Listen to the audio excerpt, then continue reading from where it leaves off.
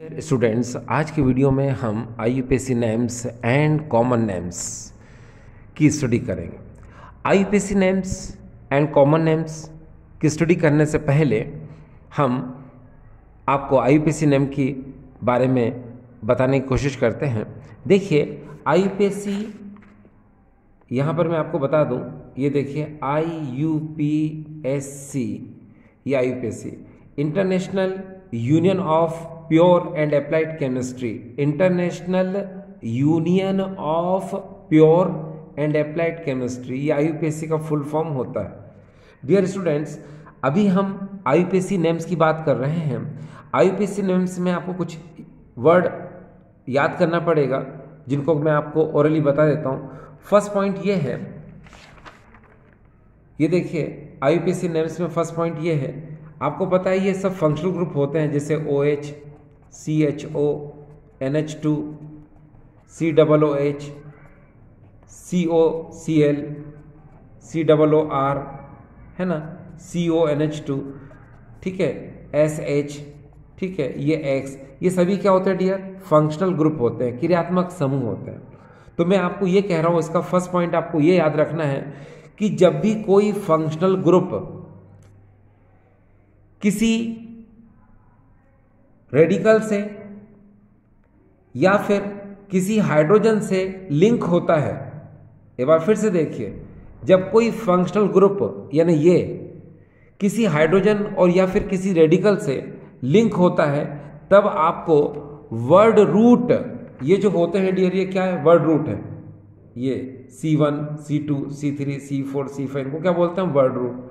तो इसमें क्या करना है आपको? C1 कार्बन को आपको पूरा बोलना है, मीथेन, 2 को बोलना है आपको ईथेन, 3 को प्रोपेन, 4 को ब्यूटेन, 5 को पेंटेन, 6 को हेक्सेन, 7 को हेप्टेन, 8 को ऑक्टेन, 9 को नोनेन, 10 को डेकेन, 11 को अनडेकेन और 12 को डोडेकेन। तो ये इस तरह से आपको बोलना है। कब बोलना है? जब आपको कोई भी फंक्शनल ग्रुप रेडिकल के साथ या हाइड्रोजन के साथ लिंक होते हैं, तब आपको कार्बन को यानी कि फर्स्ट कार्बन को आपको मेथेन बोलना है, 2 को एथेन, 3 को प्रोपेन, 4 को ब्यूटेन, 5 को पेंटेन, 6 को हेक्सेन, 7 को हेप्टेन, 8 को ऑक्टेन, 9 को नोनेन, 10 को डेकेन, 11 को अनडेकेन और 12 को आपको डोडेकेन बोलना है। क्योंकि आप लोग जानते हैं IUPAC नेम्स जो होते हैं ये कार्बन पर बेस्ड होते हैं। IUPAC नाम कार्बन पर आधारित होते हैं। IUPAC names based on the carbon atoms which are linked together in the organic compound. यानी कि IUPAC नाम कार्बन पर आधारित होते हैं। ऐसे कार्बन परमाणु जो आपस में जुड़े हुए होते हैं, आपस में संलग्न होते हैं, तो उन्हें हम गिन लेते हैं, ठीक है, और फिर हम IUPAC नेमिंग करते हैं। अब डियर स्टूडेंट्स, IUPAC नेम में याद रखना कि suffix means after the word root, prefix means before the word root. कहने का मतलब ये होता है अनुलग्न वर्ड रूट के बाद लगते हैं और पूर्व लग्न जो है वर्ड रूट के पहले लगते हैं। एक बार फिर से देखिए, सफिक्स यानी अनुलग्न वर्ड रूट के बाद लगते हैं, प्रीफिक्स यानी पूर्व लग्न वर्ड रूट से पहले लगते हैं। इसको थोड़ा सा हमें दिमाग में रखना है, ठीक है। जैसे मैं आपके लिए एग्जाम्पल बताऊंगा तो आपको बेहतर तरीके से समझ में आएगा। हमारी शुरुआत कर रहे हैं हम अल्कोहल के साथ। ये देखिए हमारी शुरुआत हो रही है, ये देखिए अल्कोहल के साथ। अल्कोहल में फंक्शनल ग्रुप होता है OH और इसमें हम आखिर में लगाते हैं ऑल। ये ऑल क्या है? सफिक्स है यानी अनुलग्न है ये। अब मैंने आपको बताया IUPAC नेम्स जो होते हैं वो कार्बन पर बेस्ड होते हैं। जैसे आपने देखा यहाँ पर CH3OH में 1 कार्बन है और 1 को क्या बोलेंगे हम? मीथेन। तो हमने बोला मीथेन और लास्ट में क्या लगाएंगे हम? ऑल, तो ये हो जाएगा मेथेनॉल, ठीक है। इसी तरह से C2H5, यहाँ कार्बन 2 है और आपको पता है 2 कार्बन पर क्या बोलते हैं हम? ईथेन। भाई देखो ना, 1 को मीथेन बोलते हैं, 2 को ईथेन बोलते हैं। तो यहाँ पर कितने कार्बन है? 2, तो हम इसको बोलेंगे एथेन और OH को क्या बोलते हैं? ऑल, तो ये हो जाएगा एथेनॉल। तो याद रखना आप, ऑल को हम किसकी फॉर्म में लेते हैं? सफिक्स की फॉर्म में, यानी अनुलग्न है, जो कि वर्ड रूट, आपको पता है मेथेन, एथेन, प्रोपेन, ब्यूटेन, ये क्या है? वर्ड रूट है। इसके बाद में क्या लगता है? ऑल। ऑल मतलब सफिक्स है यहाँ पर, यानी अनुलग्न है, ठीक है।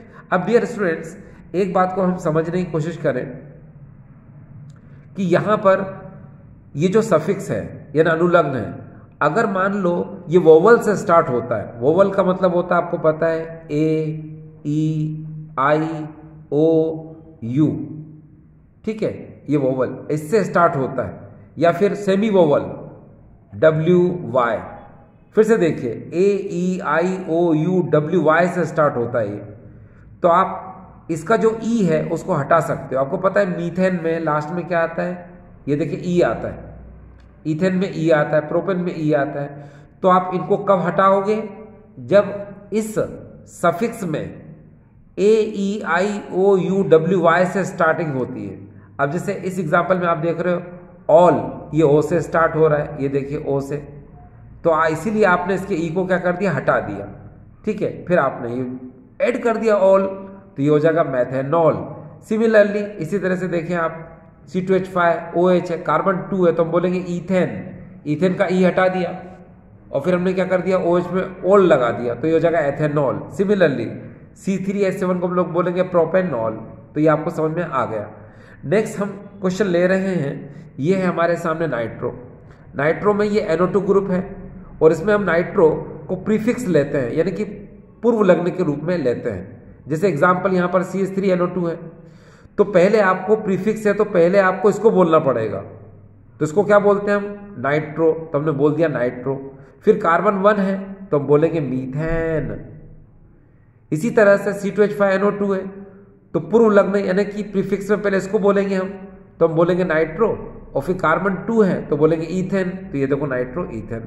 तो यहां पर आपको समझ में आ चुका है, सफिक्स मीन्स जो वर्ड रूट के बाद लगता है, ये देखिए वर्ड रूट के बाद लग रहा है। प्रीफिक्स मीन्स जो वर्ड रूट से पहले लगता है, वर्ड रूट क्या है, मीथेन, ईथेन वर्ड रूट होते हैं, तो इससे पहले देखो ये नाइट्रो लग रहा है, तो आपको समझ में आ गया। प्रीफिक्स मीन्स वर्ड रूट से पहले, सफिक्स मीन्स वर्ड रूट के बाद, यानी अनुलग्न वर्ड रूट के बाद लगते हैं और पूर्व लग्न वर्ड रूट से पहले लगते हैं। तो ये बात बिल्कुल क्लियर हो गई आपको। तो ये जो IUPAC नेमिंग है ये इजी है, परेशान होने की जरूरत नहीं है। जैसे हम अगले एग्जाम्पल को देखें, यहां पर ये है ईस्टर, तो ईस्टर में अगर हम देखें ईस्टर को, तो ये RCOOR, आपको इसमें आखिर में O8, ये सफिक्स है, O8 लगाना है। ईस्टर में एक बात का ध्यान रखना है आपको कि यहाँ पर RCOOR में ये जो R होता है इसको आपको रेडिकल की तरह ट्रीट करना है, रेडिकल की तरह लिखना है, और वो भी इसको पहले लिखना है। और बाकी जितने भी यहाँ से लगा के यहाँ तक कार्बन होते हैं उनको काउंट करके उसमें आपको O8 जो है ऐड करना है। अब ऐसा हम क्यों करते हैं, तो सुनो, ये जो ईस्टर है इसको आप इस तरह से लिख लीजिए। देखिए R को आप रेडिकल की तरह लिख सकते हैं, चाहो तो दोनों सेम ले सकते हो, चाहो तो डिफरेंट ले सकते हो। जैसे एग्जांपल के तौर पे यहाँ देखिए CH3 COO CH3, यानी R यहाँ CH3, यहाँ पर भी CH3 है।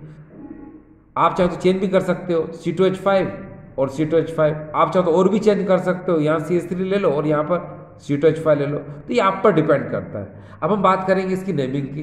तो नेमिंग में आप सबसे पहले एग्जांपल देखिए CH3 COO CH3 है, इसको हम कैसे लिख सकते हैं, इसको हम ऐसे लिख सकते हैं, ये देखिए CH3 को हम ऐसे लिख सकते हैं, फिर COO CH3। तो आपने क्या देखा, आपने देखा कि यहां पर ये जो रेडिकल है CH3, ये जो है अलग हो चुका है, किससे, इस कार्बन से, क्योंकि आप देखो ये दोनों कार्बन आपस में लिंक हैं और ये कार्बन अलग हो गया क्योंकि ये जो ऑक्सीजन है बीच का, इस ऑक्सीजन ने क्या कर दिया, इस कार्बन को अलग कर दिया। तो इसीलिए हम इसको क्या करते हैं, रेडिकल की तरह ट्रीट करेंगे। तो रेडिकल की तरह जब ट्रीट करेंगे तो इसको हम सबसे पहले लिखेंगे, इसको हम बोलेंगे मिथाइल, ये देखो मिथाइल। उसके बाद में टोटल कार्बन कितने हैं, यहां से लगा के यहां तक 2, तो 2 को हम लोग क्या बोलते हैं, ईथेन, और फिर लास्ट में क्या लगाएंगे, O8, तो इसका नाम हो जाएगा मिथाइल एथेनोएट, ये हो गया। अगला देखिए C2H5 को हम बोलेंगे इथाइल, फिर कार्बन कितने होगा, 2 और 1 3, तो हम बोलेंगे प्रोपेन O8। एक बार फिर से देखिए, पहले इसको बोलिए इथाइल, बोल दिया, अब ये तो बोल चुके हैं आप। अब बाकी इसको बोलने के बाद इसको चाहो तो आप यहाँ पर उंगली रख सकते हो, इसको बोल चुके हो। अब कितने कार्बन है, 2 और 1 3, 3 को क्या बोलेंगे हम, प्रोपेन, और लास्ट में क्या लगाएंगे, O8, तो इसका नाम क्या हो जाएगा, इथाइल प्रोपेनोएट, ये आपने बोल दिया। इसी तरह से हम अगले क्वेश्चन की तरफ चलते हैं। अगला क्वेश्चन हमारे सामने है कार्बोक्सिलिक एसिड। अब कार्बोक्सिलिक एसिड में COOH ग्रुप होता है और आखिर में आपको ओइक एसिड लगाना है, ये भी सफिक्स है ना, अनुलग्न है।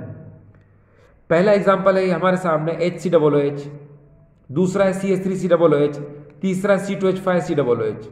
तो आपको पता है हाउ मेनी कार्बन 1, मैंने आपको कहा था IUPAC नेम में जब नेमिंग होती है तो वो कार्बन पर डिपेंड होती है, यानी IUPAC नाम कार्बन पर आधारित होते हैं।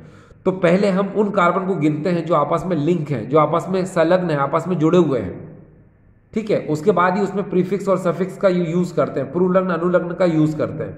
अब जैसे यहाँ देखिए, यहाँ पर कार्बन एक ही है तो हमने बोला मैथेन, फिर इसमें क्या लगाएंगे ओइक एसिड, तो मैथेनोइक एसिड। यहाँ देखिए कितने कार्बन है 2, तो हम बोलेंगे एथेन, फिर ओइक लगा दो ओइक एसिड, एथेनोइक एसिड। फिर देखिए कितने कार्बन होगा 2 और 1 3, तो प्रोपेन, ओइक लगा दो तो प्रोपेनोइक एसिड हो जाएगा। हो गया डियर? यस। अब देखिए हम अगले क्वेश्चन की तरफ जा रहे हैं। अगला क्वेश्चन है हमारा, ये देखिए आपके सामने, एसिड एनहाइड्राइड। डियर स्टूडेंट्स देखिए एसिड एनहाइड्राइड की बात हो रही है यहाँ पर। तो एसिड एनहाइड्राइड में RCO RCOO ये फंक्शनल ग्रुप है, और ओइक एनहाइड्राइड ये हमको एज ए सफिक्स यूज करना है, यानी ओइक एनहाइड्राइड को हम अनुलग्न के रूप में उपयोग करेंगे। अब दिमाग में बात आती है कि एसिड एनहाइड्राइड ये बनता कैसे है। तो डियर स्टूडेंट्स देखिए कैसे बनता है कि ये एसिड है RCOOH, ये भी एसिड है RCOOH। तो जब हम दोनों को मिक्स करते हैं तो मालूम क्या होता है, ये देखिए यहाँ का OH और यहाँ का H2O क्या हो जाता है, बाहर हो जाता है, ये बाहर हो गया। अब यहाँ बचेगा RCO, यहाँ बचा RCO, लेकिन एक एक्स्ट्रा ऑक्सीजन है, तो हमने दोनों क्या कर दिया, कॉमन कर दिया। तो इसीलिए हम इसको बोलते हैं क्या, एसिड एनहाइड्राइड। क्यों बोलते हैं इसको एसिड एनहाइड्राइड? क्योंकि एसिड हम लेते हैं और जब उससे वाटर मॉलिक्यूल निकल जाता है तो after the removal of water molecule जो हमको मिलता है उसको हम लोग बोलते हैं एसिड एनहाइड्राइड, यानी अम्ल एनहाइड्राइड, ठीक है। अब यहाँ R का मतलब होता है कि आप चाहो तो दोनों तरफ सेम रेडिकल ले सकते हो, आप चाहो तो दोनों तरफ डिफरेंट भी ले सकते हो। फिलहाल हमने यहाँ सेम ले लिए, ये देखिए CH3CO CH3CO और O। अब जब हम इसकी नेमिंग करते हैं तो नेमिंग करने से पहले आप CH3COO CH3CO कैसे लिख सकते हो, ऐसे लिख सकते हो। जब इसको आप ऐसे लिखोगे तो आपने देखा कि 1 2, इधर से भी 1 2, इस ऑक्सीजन ने क्या कर दिया, इन दो कार्बन को अलग कर दिया और इन दो कार्बन को अलग कर दिया। तो हम क्या करते हैं, या तो इन दो कार्बन को काउंट करो या फिर इन दो कार्बन काउंट करो। इसको हम 4 नहीं बोल सकते, ये 2 और 2 यानी 2 एंड दैट इज अ 2, क्योंकि इसने क्या कर दिया, दोनों को अलग कर दिया। तो हम बोलेंगे कार्बन 2 है तो बोलेंगे एथेन, क्या बोलेंगे, एथेन। और फिर इसमें क्या लगाते हैं, ओइक एनहाइड्राइड, तो इसको हम लोग बोलेंगे एथेनोइक एनहाइड्राइड, ठीक है। एक बार फिर से देखिए, कार्बन 2 है भाई, जब दोनों तरफ सेम रेडिकल होते हैं, देखो इधर भी वही है इधर भी वही है, तो हम दोनों में से किसी एक को काउंट करके बोलते हैं। हम इसको काउंट करके बोलते हैं या इसको बोलते हैं, तो फिलहाल हम इसको बोल रहे हैं। देखो कार्बन 2 है तो बोलेंगे एथेन, फिर लगा दो ओइक एनहाइड्राइड, तो इसको बोलेंगे हम एथेनोइक एनहाइड्राइड। लेकिन एक बात है कि जब दोनों तरफ डिफरेंट रेडिकल होते हैं, देखो इधर HCO है इधर CH3CO है, तो आपको याद रखने की जरूरत है जब दोनों तरफ डिफरेंट रेडिकल होते हैं तो अंग्रेजी अल्फाबेटिकल ऑर्डर के हिसाब से हमको लिखना पड़ता है। एक बार फिर से सुनिए, जब दोनों तरफ डिफरेंट रेडिकल होते हैं तो हम अल्फाबेटिकली ऑर्डर में उसकी नेमिंग करते हैं। आपको पता है कार्बन 1 है तो इसको बोलेंगे हम मैथेनोइक, कार्बन 2 है तो बोलेंगे एथेनोइक। आपको पता है ABCDE, E पहले आता है और M बाद में आता है, तो इसीलिए हम इसको बोलेंगे ethanoic methanoic anhydride, ethanoic methanoic anhydride. इसी तरीके से मान लो अगला क्वेश्चन हमारे पास CH3CO C2H5COO। आपको पता है इसको बोलकर देखिए 2 कार्बन को एथेनोइक, 3 को बोल के देखिए प्रोपेनोइक, तो आपको पता है E पहले आता है और P बाद में आता है, तो इसकी एक्चुअल नेमिंग क्या होगी, ethanoic propanoic anhydride, ethanoic propanoic anhydride, तो इसकी नेमिंग हो गई, ठीक डियर। अब हम आगे की तरफ चलते हैं। आगे अगला एग्जांपल है हमारे पास कीटोन, ये देखिए कीटोन। तो कीटोन में क्या होता है डियर स्टूडेंट्स, RCOO, ये RCOR ये होता है RCOR, इसमें हम आखिर में ऑन वर्ड लगाते हैं। ऑन क्या है, सफिक्स है, अनुलग्न है। अब हमने पहला एग्जांपल ले लिया, दोनों तरफ हमने CH3 ले लिए और हम चाहे दोनों तरफ अलग भी कर सकते हैं। यहाँ पर हमने CH3 ले लिया और यहाँ पर हमने C2H5 ले लिया। तो जरा देखना कि CH3CO CH3 को हम कैसे लिख सकते हैं। देखिए लिखा, अब इसको लिखते समय आपने देखा कि तीनों कार्बन आपस में लिंक है, ये देखिए CH3CO CH3, तो हम तीनों कार्बन को काउंट करेंगे। जब तीनों कार्बन को काउंट करेंगे तो इसको हम बोलेंगे प्रोपेन, ये प्रोपेन, और लास्ट में क्या लगाना, ऑन, तो प्रोपेन ऑन। इसी तरह से यहाँ कार्बन देखिए 1 2 और 2 4, तो 4 कार्बन हो चुके हैं, आपको पता सब लिंक है आपस में, तो 4 को हम लोग बोलेंगे ब्यूटेन और ऑन लगा दो तो ये हो जाएगा ब्यूटेनॉन, ब्यूटेनॉन। ठीक डियर स्टूडेंट्स, तो आपको समझ में आ रहा है। ठीक है, हम आगे बात करते हैं। इस समय हम पढ़ रहे हैं साइनाइड। ये देखिए साइनाइड में डियर स्टूडेंट्स, ये देखिए CN फंक्शनल ग्रुप होता है और इसको हम नाइट्राइल बोलते हैं। तो नाइट्राइल जो है ये क्या है, सफिक्स है। सफिक्स मतलब अनुलग्न, मतलब बाद में ऐड करते हैं। अब जैसे यहाँ देखो CH3CN, ये 2 कार्बन है और दोनों आपस में लिंक है, ये देखिए इस तरह से, तो हम इसको बोलेंगे इथेन और आखिर में क्या लगाएंगे, नाइट्राइल, तो इसका नाम हो जाएगा इथेन नाइट्राइल। ठीक, फिर आइसोएनाइड की बात करते हैं। आइसोएनाइड में डियर NC ग्रुप होता है और इसको हम लोग बोलते हैं आइसोनाइट्राइल। तो आइसोनाइट्राइल जो है ये भी सफिक्स है, अनुलग्न है ये। ठीक है, तो हम कैसे बोलेंगे इसको, देखो CH3NC, तो याद रखने की जरूरत है आपको कि यहां पर जो CH3NC है इसमें इस N ने क्या किया, इस कार्बन को अलग कर दिया, इसलिए हम इस कार्बन को काउंट नहीं करते हैं, सिर्फ किसको काउंट करते हैं, इसको। तो हम इसको बोलेंगे मेथेन आइसोनाइट्राइल। क्या बोलेंगे, मेथेन आइसोनाइट्राइल। आप चाहो तो आइसोनाइट्राइल को हम एक दूसरे फॉर्म में भी लिख सकते हैं। कैसे, यानी कि इस NC को हम दूसरी फॉर्म में लिख सकते हैं, उसको हम लोग बोलते हैं कार्बल अमाइन। देखो मैं यहाँ लिख देता हूँ, ये है कार्बल अमाइन। तो यहाँ पर ये जो कार्बल अमाइन है इसको हम प्रीफिक्स की तरह ट्रीट करते हैं। प्रीफिक्स का मतलब होता है डियर पूर्व लग्न। ठीक है, तो अब देखो क्या, जैसे CH3NC है तो आपको पता है NC को जब हम इस फॉर्म में लिखेंगे प्रीफिक्स में, पूर्व लग्न में, तो क्या बोलेंगे इसको हम कार्बल अमाइन। तो हमने देखो कार्बल अमाइन बोल दिया। फिर हाउ मेनी कार्बन, ओनली 1, तो हम इसको बोलेंगे मीथेन, तो ये हो जाएगा कार्बल अमाइन मीथेन। तो डियर स्टूडेंट्स ये आपको समझ में आ चुका है। देखो मैं एक बार फिर से क्लियर कर दूं आप लोगों के लिए बहुत अच्छे से। IUPAC नेम्स कार्बन पर बेस्ड होते हैं, यानी IUPAC नाम जो होते हैं ये कार्बन पर डिपेंड करते हैं। ठीक है, इसीलिए ऐसे total number of carbon atom जो आपस में लिंक होते हैं उनको हम पहले काउंट कर लो और फिर उसमें सफिक्स प्रीफिक्स यानी अनुलग्न पूर्व लग्न वो ऐड कर दो, बस वो IUPAC नाम हो जाएंगे। तो IUPAC नाम आपको बिल्कुल क्लियर हो चुके होंगे, आई होप। एक बार फिर से देखिए डियर, ऐसे बहुत सारे कंपाउंड होते हैं, जैसे आपने देखा होगा एल्कोहल होता है, नाइट्रो है, अमाइन है, अमाइड है, ईस्टर है, हेलो एल्केन है, ऐसे बहुत सारे हैं। तो उसमें क्या है, आपको बिल्कुल क्लियर है कि IUPAC नाम कार्बन पर बेस्ड होते हैं। IUPAC नाम कार्बन पर बेस्ड होते हैं, इसलिए पहले कार्बन को काउंट करो, उसके बाद उसमें सफिक्स और प्रीफिक्स वो लगा दो। ठीक है, तो आई होप डियर स्टूडेंट्स आपको IUPAC समझ में आया होगा। अब हम साथ ही साथ आपको कॉमन नेम भी इसी वीडियो में पढ़ाने की कोशिश कर रहे हैं, है ना, ताकि ये जल्दी से आपको आ जाए।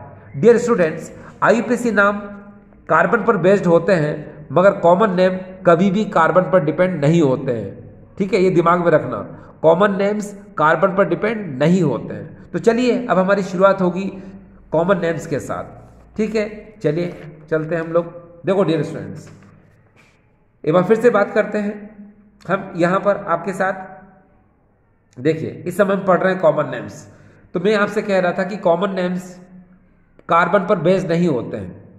कॉमन नेम्स कार्बन पर बेस्ड नहीं होते हैं। कॉमन नेम्स जो है हाइड्रोजन और रेडिकल की नेमिंग पर डिपेंड करते हैं। एक बार फिर से सुनिए, कॉमन नेम्स यानी साधारण नाम कार्बन पर निर्भर नहीं करते हैं, कार्बन पर डिपेंड नहीं होते हैं, ये हाइड्रोजन और रेडिकल की नेमिंग पर डिपेंड करते हैं। इसीलिए हम सबसे पहले क्या करते हैं, हाइड्रोजन का नाम और रेडिकल का नाम लिखते हैं, उसके बाद फंक्शनल ग्रुप का नाम को हम ऐड कर देते हैं। एक बार फिर से सुनिए, common names based on the name of hydrogen और radical, after it we can add their names, यानी कि फंक्शनल ग्रुप का नाम ऐड करना है आपको। ठीक है, जैसे मैं आपको समझाता हूं, एक बार फिर से देखिए, आपको अच्छा लगेगा। जैसे यहां शुरुआत करते हैं, आपको ठीक लगेगा। जैसे हम पहले लेते हैं अल्कोहल, तो अल्कोहल में फंक्शनल ग्रुप क्या है, OH। अब शुरुआत करते हैं हम CH3OH के साथ और C2H5OH के साथ। तो मैंने आपको क्या कहा कि कॉमन नेम हाइड्रोजन और रेडिकल पर बेस्ड होते हैं, यानी कि उनके नाम पर आधारित होते हैं। तो पहले हम इस CH3 को बोलेंगे मिथाइल, ये हमने बोल दिया मिथाइल।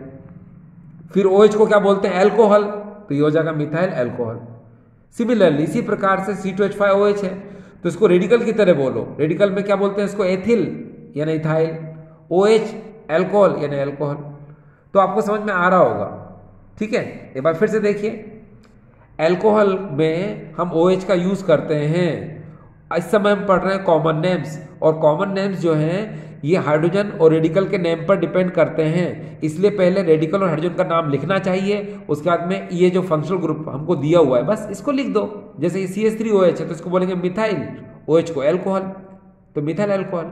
फिर यहाँ पर इथाइल एल्कोहल। आगे देखिए, यहाँ से आपको अच्छा लगेगा, जैसे ये अमाइन है, अमाइन में NH2, CH3NH2 तो इसको बोलेंगे मिथाइल अमाइन, C2H5NH2 को बोलेंगे मिथाइल अमाइन, ठीक है। अब हम आगे चलें, आगे अगर हम बात करते हैं यहाँ पर देखिए यहाँ पर ये हेलोजन है और इसको हम X से डिनोट करते हैं, और कॉमन नेम में हेलोजन को हम हेलाइड बोलते हैं। क्या बोलते हैं डियर? हेलाइड। याद रखिएगा क्या बोलते हैं? हेलाइड। अब जैसे AFCl Br है तो F को हम लोग बोलेंगे फ्लोराइड, Cl को बोलेंगे क्लोराइड, Br को बोलेंगे ब्रोमाइड, I को हम लोग बोलेंगे आयोडाइड, ठीक है। तो ये कॉमन नेम्स है इसके। अब जैसे CH3Cl है तो आपको पता है इसको हम लोग बोलेंगे मिथाइल और Cl को क्लोराइड। C2H5Br है, C2H5Br तो पहले हम इसको बोलेंगे इथाइल और फिर Br को ब्रोमाइड। तो आपको समझ में आ रहा है, ठीक है। अब डियर स्टूडेंट्स, कॉमन नेम्स में क्या होता है कि जो सिंपल नेमिंग है ये तो आपको समझ में आ जाती है, लेकिन अब आपके सामने एक ट्रिक आपको बताई जा रही है। ये ट्रिक पर सब कुछ डिपेंड करता है, पूरी नेमिंग इसी पर डिपेंड करती है। तो मैं आपको पहले ये याद करवाता हूँ। देखिए, ये जो ट्रिक है आपको याद रखने की जरूरत है, ये कीटोन पर फॉलो नहीं होगी। अकॉर्डिंग टू मी, यानी मेरे अकॉर्डिंग ये कीटोन पर फॉलो नहीं होगी, बाकी आप इसको सब पर फॉलो कर सकते हो। जैसे मैं आपको बताऊं, ऐसे आपको समझने की जरूरत है, ऐसे फंक्शनल ग्रुप है ना जिसमें CO और COO आता हो। क्या आता हो? CO और COO आता हो। फिर से जरा ध्यान से देखिए, ऐसे फंक्शनल ग्रुप जिसमें CO और COO आता हो और उससे पहले अगर H होता है तो उसको हम लोग बोलेंगे फॉर्म, ये फॉर्म। और अगर CH3 होता है इससे पहले, C और COO से पहले, तो हम बोलेंगे एसिड या फिर एसिड। और अगर C2H5 होता है तो हम बोलेंगे उसको प्रोपियोन। C3H7 होता है तो बोलेंगे ब्यूटर। C4H9 होता है तो बोलेंगे वेलर। C5H11 होता है तो बोलेंगे कैप्रो। और C6H5 होता है तो हम बोलेंगे उसको बेंजो।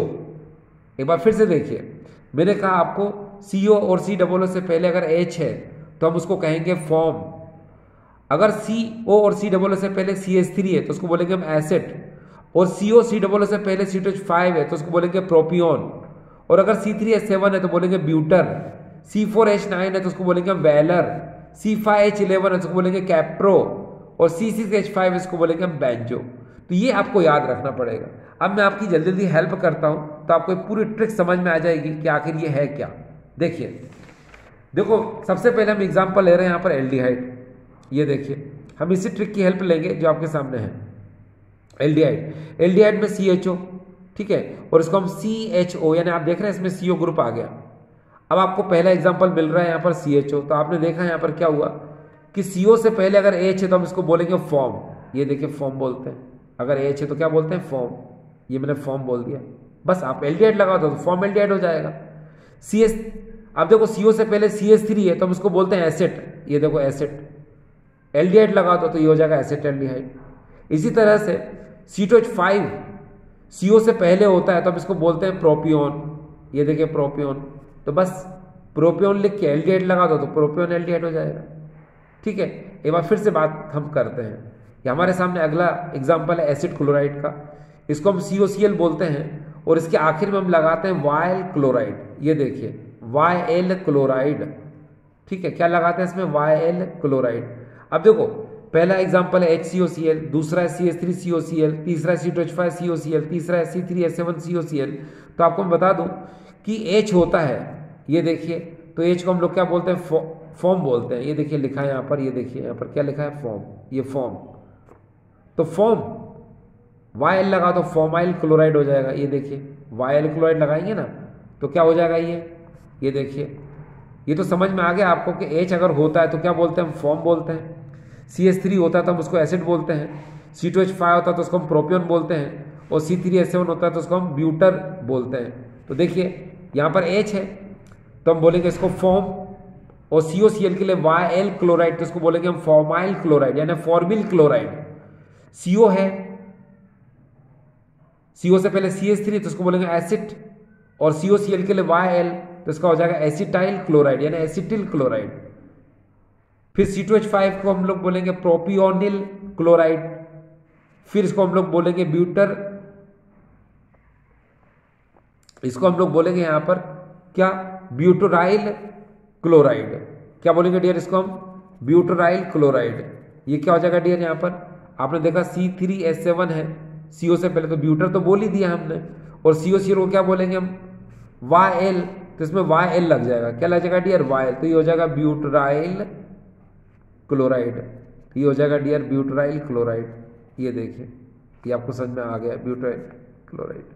ठीक, इसके बाद हम आगे बात करते हैं, और आगे आपको ये समझ में आता रहे तो एक बार फिर से हम यहाँ चलते नीचे की तरफ। ये देखिए हमारे सामने क्या है, ये देखिए इस समय है हमारे पास ये कार्बोक्सिलिक एसिड, मैंने आपको बताया COOH, इसमें हम इक एसिड लगाते हैं, तो COO से पहले H है तो हम बोलेंगे फॉर्मिक एसिड, तो इसका नाम हो जाएगा फॉर्मिक एसिड। देखो ना, COO से पहले H है तो हम बोलेंगे फॉर्म, और इसके लिए क्या लगाते हैं, इक एसिड, तो इसको हम लोग बोलेंगे फॉर्मिक एसिड।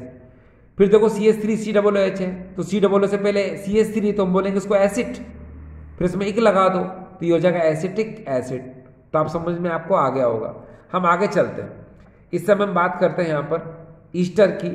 ईस्टर में हमने आपको बताया कि देखिए यहाँ पर ये RCOOR है, क्या डियर, RCOOR, तो इसमें जो R है इसको हम रेडिकल की तरह क्या करते हैं, ट्रीट करते हैं। ठीक है, तो आप रेडिकल की तरह ट्रीट करेंगे इसको, यानी पहले इसको रेडिकल ही लिखेंगे। जैसे यहाँ देखो CH3COOCH3 है तो पहले इसको बोल दो मैथिल यानी मिथाइल, आपने मिथाइल बोल दिया। फिर आप देखो COO से पहले CH3 है तो इसको क्या बोलोगे, एसिट, फिर इसमें एट लगा दो तो ये हो जाएगा एसीटेट, तो ये एसीटेट हो गया। ठीक है, आपको पता है ना COO से पहले अगर CH3 क्या बोलते हैं उसको, एसिड, है ना, फिर आपको एट लगाना है तो हो जाएगा एसीटेट, यानी कि ये आपको पहले बोलना है मिथाइल, ये मिथाइल। फिर COO से पहले CH3 है तो इसको बोलते हैं एसिड, ये एसिड, फिर आपको एट लगाना है, एट लगा दिया तो क्या हो जाएगा मिथाइल एसीटेट। एक बार फिर से देखिए, ये रेडिकल इसको पहले लिखते हैं तो इसको बोलेंगे मिथाइल, इथाइल। फिर COO से पहले C2H5 है तो इसको बोलेंगे प्रोपियोन, तो प्रोपियोन। ठीक है, फिर क्या लगेगा इसके अंदर, एट लगेगा तो इसको क्या बोलेंगे हम, इसको हम लोग बोलेंगे क्या, इथाइल प्रोपियोनेट। क्या नाम आ जाएगा डियर इसका, इथाइल प्रोपियोनेट आ जाएगा। क्या नाम आ जाएगा इसका, इथाइल, और फिर यहाँ हो जाएगा ये प्रोपियोनेट, ये आ जाएगा प्रोपियोनेट, ये आ गया। ठीक है, तो आपको समझ में आ रहा है कि ये हो क्या रहा है। इसी तरह से एक एग्जांपल और लेते हैं, किसी तरह का कन्फ्यूजन आपके दिमाग में ना हो। जैसे मान लो H और COO, यहाँ C2H5 ये होता है, तो आप सबसे पहले इसको बोलो रेडिकल की तरह, तो क्या बोलोगे इसको, इथाइल, तो आपने इथाइल बोल दिया। अब आप इसको तो छोड़ दीजिए, फिर COO से पहले H है तो आप बोलोगे फॉर्म, ये आपने फॉर्म बोल दिया। अब इसमें क्या लगेगा, एट लगेगा ना भाई, तो एट लगा दो तो ये हो जाएगा, ये देखिए, तो क्या नाम हो जाएगा इसका, इथाइल फॉर्मेट। तो आई होप डियर स्टूडेंट्स ये आपको समझ में आ रहा होगा। चलिए हम अगले एग्जाम्पल की तरफ चल रहे हैं, और अगला एग्जाम्पल हमारे लिए ये है, ये देखिए, ये बहुत इंपॉर्टेंट क्वेश्चन है जो हमारे सामने है। ये है dear acid anhydride. Acid anhydride में RCO और इसके आखिर में हमको क्या लगाना है, इक एनहाइड्रेट लगाना है।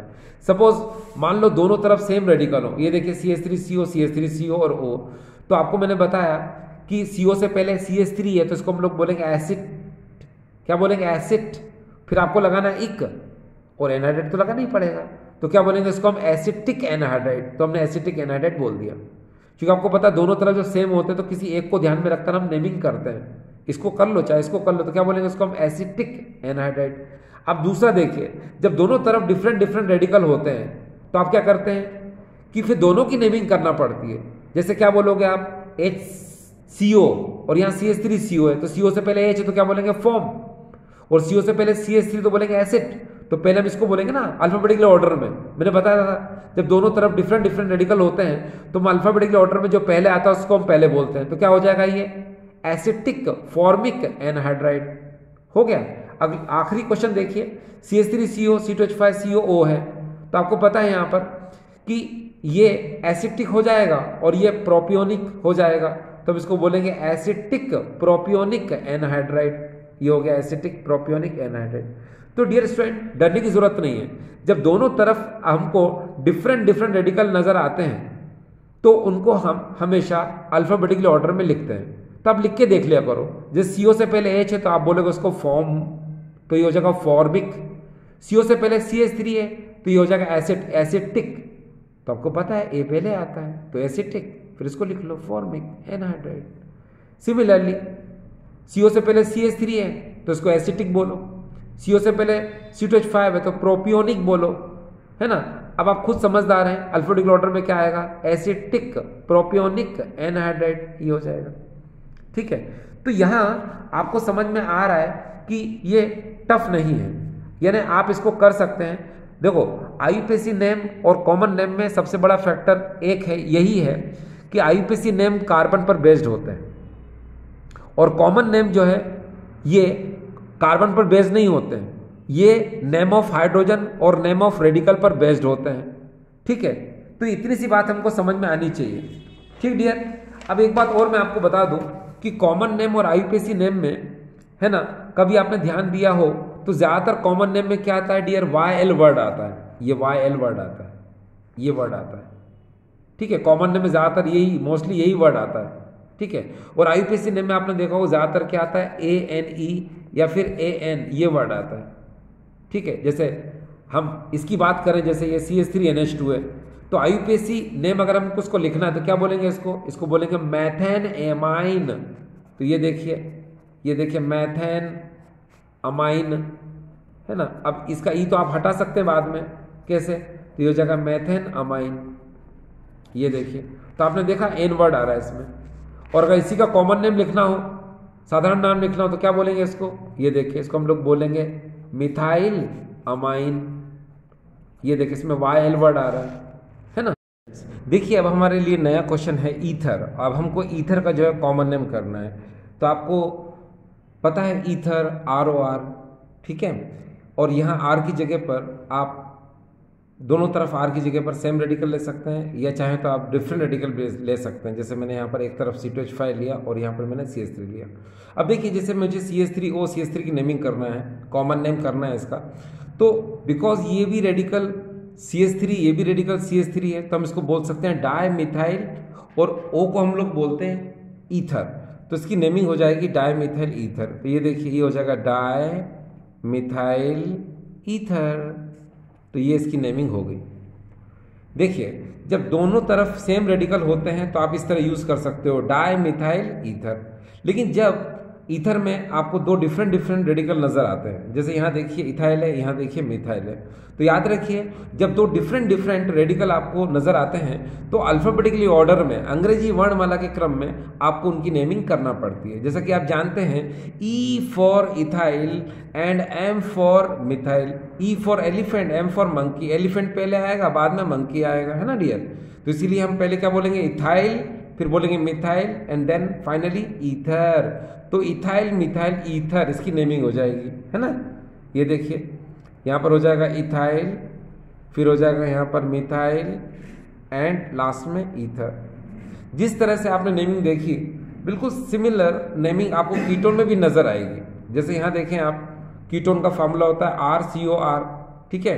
और यहाँ पर R की जगह, रेडिकल की जगह पर मैंने देखो दोनों सिमिलर रेडिकल लिए हैं। ये देखिए CH3CO CH3, तो आप बोल सकते हो डाई मिथाइल कीटोन। तो यहाँ पर हम बोल सकते हैं इसको डाई मिथाइल, और यहाँ पर हो जाएगा डियर कीटोन। और मैंने आपसे कहा कि जब दोनों तरफ डिफरेंट रेडिकल होते हैं तो हम अल्फाबेटिकल ऑर्डर में इन रेडिकल्स को लिखते हैं। आपको पता है E for ethyl and M for methyl, तो पहले कौन आएगा, इथाइल, फिर बाद में कौन आएगा, मिथाइल। तो चलो नेमिंग करते हैं इसकी। यहाँ इसकी नेमिंग हो जाएगी इथाइल, फिर हम लिखेंगे मिथाइल, और लास्ट में लिखेंगे हम कीटोन। तो ये इसका कॉमन नेम हो चुका, ठीक है। एक बार फिर से देखिए, दोनों तरफ सेम रेडिकल है, डाइमिथाइल कीटोन। फिर यहाँ पर दोनों डिफरेंट रेडिकल है, तो अल्फाबेटिकली ऑर्डर में जो पहले आएगा रेडिकल उसको हम पहले लिखेंगे। जैसे E इथाइल, M मिथाइल, तो इथाइल मिथाइल कीटोन। ये देखिए अब डियर आज का हमारा आखिरी क्वेश्चन है, ठीक है। ये आईयूपीएसी नेम हम कर रहे हैं आपको बताने के लिए कि अभी मैंने आपको बताया ईथर का, देखिए कॉमन नेम जो होता है ईथर का डियर इस तरह से होता है, आपने देखा होगा डायमिथाइल ईथर, और ये इथाइल मिथाइल ईथर। अब ईथर में मान लो कि इसका मुझे आईयूपीएसी नेमिंग करना हो, ठीक है। तो चलो या हमारा आखिरी क्वेश्चन है आज का। तो देखिए हम आईयूपीएसी नेम्स कर रहे हैं ईथर की। तो देखिए ये है ROR, इसी को हम लोग बोलते हैं एल्क ऑक्सी अल्केन, यानी कि एल्क ऑक्सी अल्केन। अब हमेशा ध्यान रखो कि यहां रेडिकल और यहां ऑक्सी ग्रुप है और यहां पर भी रेडिकल है। सपोज यहां पर रेडिकल में कम कार्बन हो सपोज, और यहां पर ज्यादा कार्बन हो, तो हमेशा याद रखना कि जहां पर कम कार्बन होते हैं उसको हम एल्क की तरह बोलते हैं। एल्क, ये देखिए मैं लिख देता हूं यहां पर, उसको हम एल्क की तरह ट्रीट करेंगे। एल्क का मतलब होता है मेथ, एथ, प्रोप, ब्यूट, पेंट, हेक्स, ऐसे बोलना है। वो जहां ज्यादा कार्बन होते हैं, मोर कार्बन, तो उसको हम एल्किन की तरह बोलेंगे, है ना। किसकी तरह बोलेंगे डियर? एल्किन की तरह। जैसे methane, ethane, propane, butane, pentane, इस तरह से आपको बोलना है। चलिए हम एग्जाम्पल देखते हैं तो वहां से आपको बेहतर तरीके समझ में आ जाएगा। देखिए हमारे सामने है पहला एग्जाम्पल, ये देखिए CH3, ये देखिए यहां पर CH3O, अब हमारे दिमाग में एक बात आती है कि यहां पर हम आईयूपीएसी नेम पढ़ रहे हैं डियर, याद रखिएगा इस समय हम क्या पढ़ रहे हैं, इसका ईथर का आईयूपीएसी नेम, ठीक है, जिसको मैं लास्ट में पढ़ा रहा हूं आपको। तो इसमें देखिए CH3 में 1 कार्बन है और यहाँ C2H5 में ज्यादा कार्बन है, तो हम इसको बोलेंगे मेथ। ये देखिए इसको हम बोलेंगे मेथ, और O को हम कहेंगे ऑक्सी, और C2H5 में भाई 2 कार्बन है, ज्यादा कार्बन है ना, तो इसको हम बोलेंगे एल्केन की तरह ट्रीट करेंगे, तो हम इसको बोलेंगे ईथेन। तो देखिए इसकी नेमिंग इस तरह से आएगी, मेथ ऑक्सी ईथेन। अब मान लो हमको किसी ने क्वेश्चन इस तरह से दिया, तो याद रखिएगा आप इसको एथ ऑक्सी मीथेन मत बोल देना। क्यों? क्योंकि ये गलत हो जाएगा, है ना। इसलिए हम क्या करेंगे, उल्टी नेमिंग करेंगे, यानी कि जहां कम कार्बन है इसको हम पहले बोलेंगे, क्या बोलेंगे हम, मेथ ऑक्सी ईथेन। याद रखिए क्या बोलेंगे इसको, मेथ ऑक्सी ईथेन। तो ये वही नेमिंग है जो आपने भी पढ़ी, methoxy and that is a ethane. अब मान लो कि यहां पर इस तरह से हमको एक क्वेश्चन मिला है, ठीक है, तो आपको पता है यहां कम कार्बन है 2 और यहां पर कितने कार्बन है 3, तो इसको आपको एल्क की तरह बोलना है, यानी कि एथ। ये क्या हो जाएगा, ऑक्सी, और ये क्या हो जाएगा, एल्केन की तरह बोलना है, तो ये हो जाएगा प्रोपेन। तो आपने देखा इसकी नेमिंग क्या हुई, एथ ऑक्सी प्रोपेन, ठीक है। जिसमें कम कार्बन होते हैं उसको हम एल्क की तरह बोलते हैं, जिसमें ज्यादा कार्बन होते हैं उसको हम एल्केन की तरह बोलते हैं, तो इसका नाम क्या होगा, एथ ऑक्सी प्रोपेन। तो डियर स्टूडेंट